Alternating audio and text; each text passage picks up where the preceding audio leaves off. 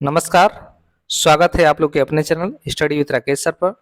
तो आज का ये जो वीडियो है कक्षा 10 सामाजिक विज्ञान के लिए जो ज्योग्राफी का तीसरा चैप्टर है जल और जल संसाधन, उसका टोटल जो थ्योरी क्लास है उसका पहला पार्ट जो है मैं लेकर आया हूँ आप लोग के सामने। इसमें हम पढ़ेंगे जल संसाधन, उसके बाद जल संसाधन यानी पृथ्वी पर जल की उपलब्धता, उसके बाद हम लोग पढ़ेंगे जल दुर्लभता और जल का संरक्षण कैसे करना है।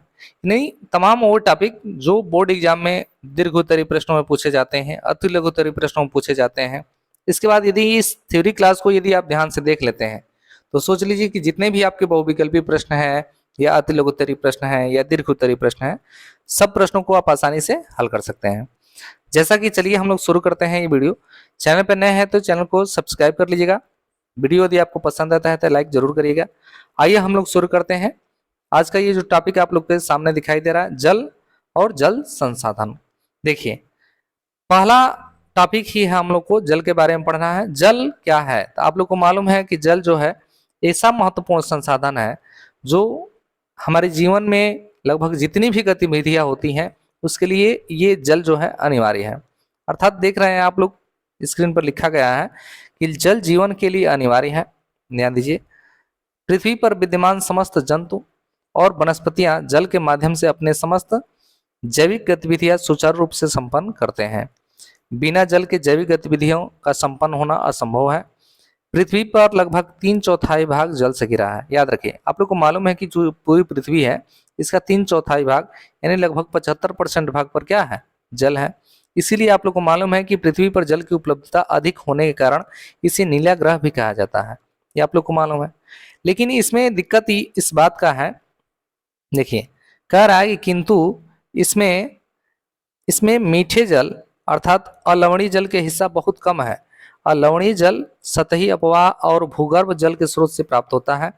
जलीय चक्र के द्वारा जल स्रोतों का नवीनीकरण एवं पुनः भरण होता है। जलीय चक्र आप लोग को मालूम है, जो जलीय चक्र क्या होता है तो ग्रीष्म ऋतु में आप लोग को मालूम है नदियां और तालाबों से जो वाष्प बन करके और संघनन प्रक्रिया के माध्यम से बादल का निर्माण होता है। पुनः वर्षा ऋतु में जो होता है वो बारिश के रूप में पुनः हमारे धरती पर आता है। तो ये कह रहा है कि जो जलीय चक्र होता है इसके द्वारा जो है सतही जल होता है या भूगर्भ, ये जिसे हम भौम जल भी कहते हैं, उससे जो होता है जल स्रोत जो होता है उससे हमें प्राप्त होता है। फिर कह रहा है कि आश्चर्यजनक बात यह है कि पृथ्वी पर 3/4 भाग जो जल से घिरा है, लेकिन यह अनुमान लगाया जा रहा है कि 2025 तक, याद रखिए 2025 तक लगभग 20 करोड़ लोग जो है जल की कमी से सामना करेंगे। कितने लोग तो लगभग 20 करोड़ लोग। कब तक तो 2025 तक। और 2025 बहुत दूर है नहीं। देखिए आगे जो है जैसे जल का दोहन किया जा रहा है मनुष्य के द्वारा या मनुष्य के द्वारा, या सबसे ज्यादा जल का दोहन तो मनुष्य के द्वारा ही किया जाता है। कंपनियों में सिंचाई कार्य के लिए, अन्य कार्यों के लिए जो जल का दोहन किया जा रहा है। आइए सबसे पहले हम लोग देखते हैं कि पृथ्वी पर जल की उपलब्धता कितनी है। टोटल जितना जल है उसमें देखिए 97.5% जो है ये साल्ट वाटर है यानी लवणीय जल है। इसमें फ्रेश वाटर जो पीने योग्य पानी है वो मात्र 2.5% है। इसमें भी 2.5% में आप देख रहे हैं कि 69.5% यानी लगभग 70% जो है जो मीठा जल है, उसमें से 70% जो है बर्फ के रूप में है। और मात्र जो है 30% के इर्द गिर्द जो है वो ग्राउंड वाटर है। हाँ, ग्राउंड वाटर जैसे मान लीजिए पृथ्वी है तो ग्राउंड वाटर भी दो भागों में है। कुछ भाग जो है जमीन के नीचे है जल का, और कुछ भाग जो नदियों तालाबों झरनों में ऊपर है। इसमें याद रखिएगा आप लोग को, ये स्क्रीन इंसर्ट इसके ले सकते हैं, इसको ले सकते हैं आप लोग। देखिए 97.5% टोटल जल का इतना परसेंट जो है साल्ट वाटर है, 2.5% आपका फ्रेश वाटर है यानी मीठा जल है। ये लवणीय जल कहते हैं इसे, समुद्री जल। ये हो गया आपका मीठा जल। इसमें जो 70% लगभग भाग है वो बर्फ के रूप में, यानी मीठे जल में जो 70% हिस्सा है वो बर्फ के रूप में है। अब बाकी 30% हिस्सा जो है हम लोग को पीने लायक है, जो नदियों में भौम जल के रूप में झरनों में ये उपलब्ध है। तो ये है पृथ्वी पर जल की उपलब्धता। इसको आप लोग याद रखिएगा, ठीक है ना। और इसका स्क्रीनशॉट लेकर के आप जल संसाधन के बारे में पढ़ सकते हैं कि जल का महत्व क्या क्या है, यानी जल से क्या क्या होता है और कैसे जल चक्र के द्वारा जो है सतही अपवाह और भौम जल का जो है पुनर्भरण होता है। चलिए चलते हैं अगले टॉपिक पे। तो अगला टॉपिक है हम लोग का, चलिए अगले टॉपिक पे हम लोग चलते हैं। अगला टॉपिक, इसमें नोट्स आप ध्यान दीजिएगा। देखिए समुद्री जल नमक युक्त अर्थात लवणीय जल होता है। आप लोग को अभी बताया कि जो समुद्री जल होता है यह नमक युक्त होता है तथा क्या होता है, लवणीय होता है। सामान्य प्रयोग के लिए ये अनुपयोगी होता है, यानी सामान्य रूप से इसका हम यूज नहीं कर सकते हैं। पृथ्वी पर लगभग 3/4 जो भाग है जल का, जो हम बात करते हैं 75%, उसमें से अधिकांश हिस्सा अभी हम बताएं कि लगभग 97.5% जो हिस्सा है वह लवणीय जल के रूप में ही है। याद रखें, पृथ्वी पर जो जल की हम लोग बात करते हैं कि पृथ्वी पर इतना 75% भाग है, उसमें अधिकांश जो भाग है वो लवणीय जल का ही है। चलते हैं दूसरे नोट्स में। दूसरा नोट्स है, देखिए दूसरा नोट्स है कि धरातल के नीचे चट्टानों की दरारों और छिद्रों में अवस्थित जल भौम जल या भूगर्भ जल कहलाता है। यानी भूमि के अंदर जो भूमि का सतह होता है, जैसे मान लीजिए भूमि है, इसके नीचे जो पानी है वो पानी जो है भौम जल या भूमिगत जल के नाम से जाना जाता है। जैसा कि आप फिगर में देख सकते हैं, जो नीचे देख रहे हैं आप, इसी को हम लोग बोलते हैं भौम जल। ठीक है ना, ये आपका नीचे जो दिखाई दे रहा है ये रिस रिस कर जो है नदियों से, तालाबों से, कुओं से ये रिस रिस कर जो है भौम जल का ये संग्रहण होता है, यानी ये संचित रहता है, और ये इसी को हम लोग भौम जल कहते हैं। चलिए आगे चलते हैं अगले टॉपिक पे। तो अगला जो हम लोग का पॉइंट है, देखिए जल दुर्लभता और जल संरक्षण एवं प्रबंधन की आवश्यकता।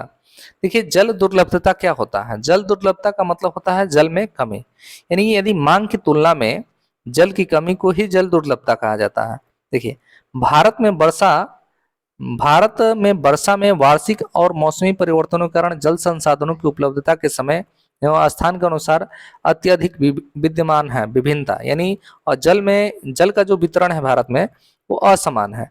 असमान का होने का मतलब ये कहीं जो है अधिक जल की मात्रा है तो कहीं कम है, कहीं एकदम है ही नहीं है। भारत में जो जल का वितरण है वो असमान तरीके से हुआ है।